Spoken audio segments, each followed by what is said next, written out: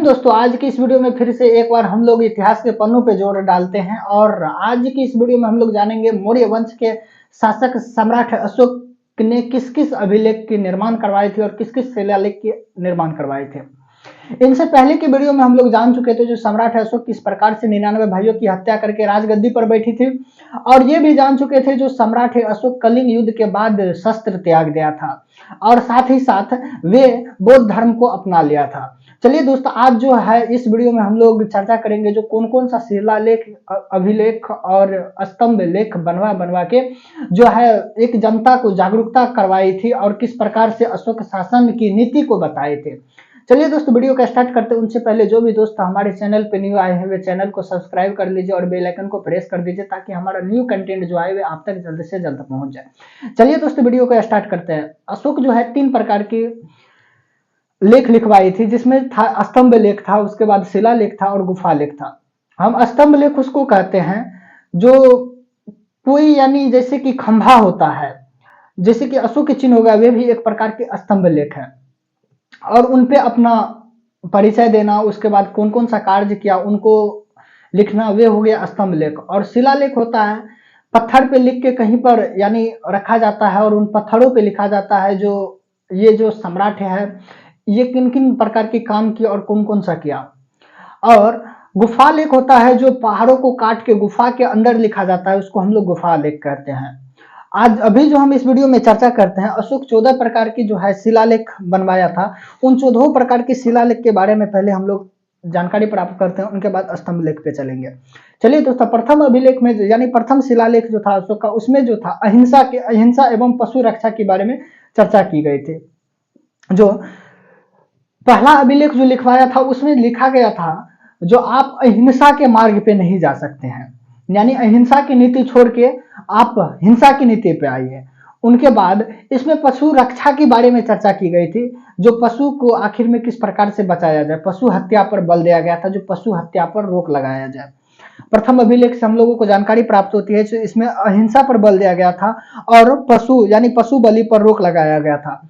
सभी मनुष्य जो है हमारे बच्चे हैं एवं सभी पशु भी हमारे बच्चे हैं, ऐसा अशोक का मानना था। और दूसरा अभिलेख जो यानी दूसरा शिलालेख जो था, इसमें पशु चिकित्सा की चर्चा के साथ साथ दक्षिण भारत के राज्य जैसे चेर, पांड्य, श्रीलंका, केरल, पुत्र की चर्चा है, किंतु चोल वंश की चर्चा नहीं है। अशोक जो है दूसरा अभिलेख में बताया था जो पशु की किस प्रकार से एक इंसान को डॉक्टर की आवश्यकता होती है, उसी प्रकार से एक पशु को भी डॉक्टर की आवश्यकता होती है। तो चिकित्सा पे, पशु चिकित्सा पे बल दिया गया था एवं कई छोटे छोटे राज्य के बारे में चर्चा की गई थी, जिसमें चोल, पांड यानी जिसमें चेर था, पांड था, श्रीलंका था, केरल, पुत्र था, लेकिन चोल वंश की चर्चा नहीं की गई थी। अब तीसरा यानी तृतीय अभिलेख जो था अशोक का, उसमें जो है उसमें अशोक ने 3 अधिकार राजुक, युकुत तथा प्रदेशक की चर्चा किया जो धम्म के प्रसार के लिए था। अशोक ने इस शिलालेख में राज्य के अधिकारों को आदेश जारी किया कि वे हर 5 वर्ष पर दौरा पड़ जाएगा, इसमें धर्म संबंधित कुछ नियम का निर्देश होगा। यानी अशोक तृतीय लेख से जनता को जागरूक किया था जो हम प्रत्येक 5 वर्ष हम यात्रा पे जाएंगे और उस यात्रा में धर्म से संबंधित कुछ बातें होगा, धर्म से संबंधित कुछ नियम होगा और प्रत्येक 5 साल पे हम यात्रा पे निकलेंगे। और चतुर्थ शिलालेख जो था, इसमें भैरे घोष को छोड़कर धम्म घोष की नीति की चर्चा थी। भैरे घोष आखिर में किसको कहते हैं? भैरे घोष कहते हैं जो युद्ध हो गया, काटमार एवं अन्य कई ऐसे होता है जो अहिंसा होता है, उनको हम लोग भैरे घोष से कहते हैं। और जो होता है धम्म घोष जैसे धर्म के बारे यानी रिलेटेड हो गया, उसको हम लोग धम्म घोष से कहते हैं। तो अशोक बोला जो सब भैरे घोष से छोड़ के यानी अहिंसा का मार्ग छोड़ के धर्म घोष अपनाइए, यानी धर्म का मार्ग अपनाइए। वे चौथा अभिलेख से जानकारी मिलती है, अशोक के चौथा अभिलेख से। और 5वां शिलालेख में जो था इसमें कहा गया था तो धम्म महामात्र नामक अधिकारी की चर्चा है जो धर्म जीवन के देखरेख करता है, इसमें समाज तथा वर्ण व्यवस्था उल्लेख है। अब 5वां अभिलेख जो था, 5वां यानी शिलालेख जो था अशोक का, उसमें कहा गया था जो धर्म का जो रक्षक है, जो धर्म के बारे में देखरेख करते हैं, उनकी चर्चा की गई है 5वां अभिलेख में। और 6ठा शिलालेख था, इसमें अशोक ने कहा कि मेरा अधिकारी जन कल्याण के लिए जब चाहे मुझसे मिल सकता है, इसमें आत्म नियंत्रण संबंधित शिक्षा दी गई है। 6ठा लेख में कहा जो आप यानी मेरा जो भी अधिकारी है जब जरूरी पड़े जब जनता को जरूरी पड़े वे हमसे आके मिल सकता है। उसमें किसी प्रकार की उनकी हिचकिचाहट नहीं है जो वे आखिर में राजा से कैसे मिला। जब भी जनता की कल्याण के बारे में आए वे हमारे अधिकारी हमसे आके मिल ले। वे जो है छठा अभिलेख से जागरूकता प्राप्त की थी। और सातवां अभिलेख यानी सातवां शिलालेख में जो था उसमें था, इसमें अशोक ने विभिन्न विभिन्न धर्म यानी धर्मों के आपसी सम्मेलन की बात कही। यह सबसे बड़ा शिलालेख है, इसमें तीर्थ यात्रा की चर्चा है। अब सातवां अभिलेख में जो है ना, इसमें अशोक विभिन्न धर्मों के बारे में चर्चा किया और ये जो है सातवां अभिलेख सबसे बड़ा अभिलेख था यानी शिलालेख था। इसमें तीर्थ यात्रा की चर्चा है, अशोक की तीर्थ यात्रा, आखिर में अशोक कौन कौन सा तीर्थ किया था उनके बारे में जो है सातवां अभिलेख से मिलता है। और इसमें कहा गया है ये जो है ना शिलालेख बहुत बड़ा शिलालेख था, सबसे बड़ा शिलालेख सातवां शिलालेख था। और आठवां शिलालेख में है, इसमें अशोक के धर्म यात्रा की चर्चा है जो उनके राज्य अभिषेक के 8वें वर्ष से प्रारंभ होती है। जब अशोक राजगद्दी पर बैठा था तो 8वें वर्ष में ही यानी 8 वर्ष के बाद कलिंग पे आक्रमण कर दिया था। और कलिंग युद्ध इतनी खतरनाक थी कि अशोक का जीवन जो है वहीं से बदल गया और वे युद्ध की नीति छोड़ के एक सत्य की नीति पे चलने लगा और सत्य की मार्ग चुन लिया।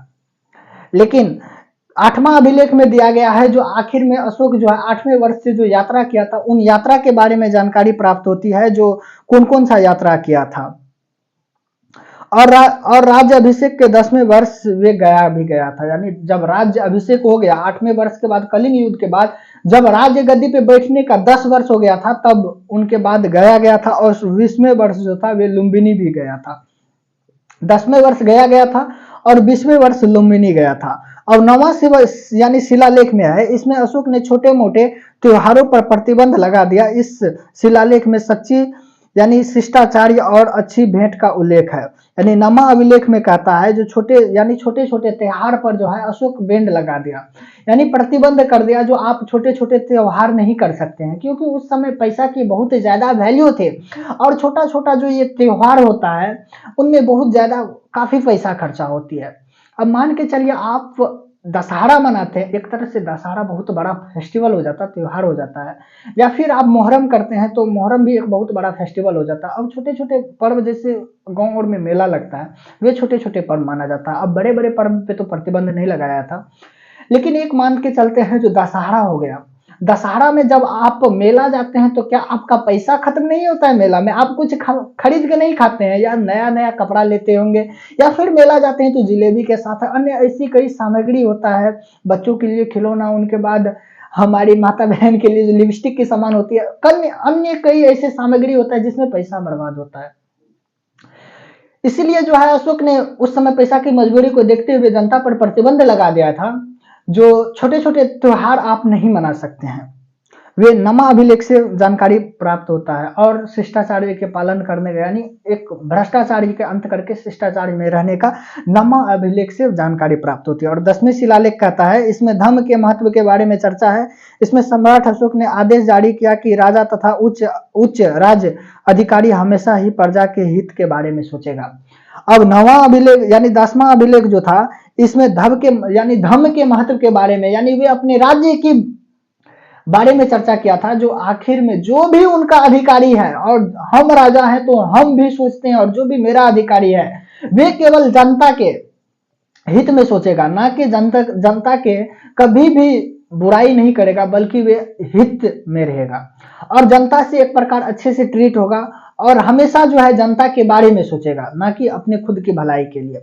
ये 10वां अभिलेख से जानकारी प्राप्त होती है। और 11वां शिलालेख जो था उसमें अशोक ने कहा कि मेरे अधिकारी ब्राह्मण को न सताए, और ऐसा बात नहीं है। अब बौद्ध धर्म अशोक यानी अपना लिया और दूसरे धर्म से उनको नफरत था, ऐसा भी तो नहीं था। अशोक वे स्वतः जो है बौद्ध धर्म अपनाया था और उनके साथ साथ उन्होंने कहा था, यानी 11वां शिलालेख से जानकारी देती है, जो भी मेरा अधिकारी है वे दूसरे धर्म के आदमी को नहीं सताए, चाहे जो भी हो, ब्राह्मण को नहीं सताए। क्योंकि उस समय जब जैसे ही अशोक बौद्ध धर्म अपनाया था तो सनातन धर्म के लोगों को यानी सोचा जो सताएगा तो उनसे पहले ही बोल दिया जो ब्राह्मण को नहीं सताए। अब 12वां शिलालेख यानी 12वां जो शिलालेख था उसमें यानी चर्चा किया था, जो इसमें स्त्रियों की स्थिति में सुधार के लिए और स्त्री महामंत्रा यानी महामंत्रा नामक अधिकारी की चर्चा है एवं हर बार के विचारों को सम्मान की बात कही है। अब 12वां अभिलेख जो है ना, 12वां अभिलेख में अशोक बोला था जो स्त्री की शिक्षा यानी स्त्री की स्थिति की सुधार की जाए, स्त्री जो आखिर में अभी घर में बंद की रह जाती है उनकी स्थिति में सुधार किया जाए।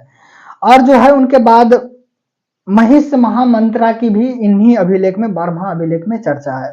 और 13वां शिलालेख जो है इसमें कहा गया था, इसमें कलिंग युद्ध की चर्चा है तथा साथ ही सम्राट अशोक के हृदय परिवर्तन की बात की भी वर्णन है, साथ ही पड़ोसी राजा से संबंध का भी उल्लेख है। 13वां अभिलेख जो है, 13वां अभिलेख में कलिंग युद्ध के बारे में जानकारी है, जो आखिर में किस प्रकार से कलिंग युद्ध किया गया था और कलिंग युद्ध के समय ही अशोक का हृदय कैसे परिवर्तन हो गया, इन सब की जानकारी जो है 13वां शिलालेख में मिलता है। अब 14वां शिलालेख जो है, अशोक ने कहा कि मैं ऊपर लिखे गए शिलालेख के यानी शिलालेख के अतिरिक्त बहुत से काम किए हैं जो इनमें नहीं लिखे गए हैं, इनके लिए लिखने वाला जिम्मेदार है, मैं नहीं। अशोक 14वां अभिलेख में कह दिया जो मैं तो ऐसे छोटे छोटे बहुत सारे जनता के हितों के लिए काम किया है, लेकिन अब ऐसा बात तो नहीं ना है जो हम उन छोटे छोटे कामों को भी शिलालेख पे लिख डाले। और छोटे छोटे शिलालेख जो हम लिखवाए हैं जिसमें हमारी अच्छी नीति के बारे में नहीं चर्चा किया गया है, उनमें हमारी कोई गलती नहीं है, हम अपनी ओर से तो पूरे प्रयास किए, उसमें जो है लिखने वाला का गलती है। अशोक अपने ऊपर पूरा इंतजाम यानी सम्राट अशोक जो था वे अपने ऊपर पूरा इंतजाम नहीं लिया, वे सारा इंतजाम जो है किन पे फेंक दिया, तो लिखने वाले पे, जो उन लिखने वालों का गलती है। वे लिखा क्यों नहीं उनके बारे में, यानी उन पे सारा इंतजाम लगा दिया। अब जो है दोस्त नेक्स्ट वीडियो जो होगा वे अशोक के स्तंभ लेख के बारे में चर्चा करेंगे, जो कहां कहां पर स्तंभ लेख लिखवाया था, और कई अन्य चीज के बारे में नेक्स्ट वीडियो में जानकारी प्राप्त करेंगे। अगर वीडियो अच्छा लगा तो चैनल को सब्सक्राइब कर लीजिएगा प्लीज, और मिलते हैं नेक्स्ट वीडियो में। आज के लिए बस इतना ही। जय हिंद दोस्त।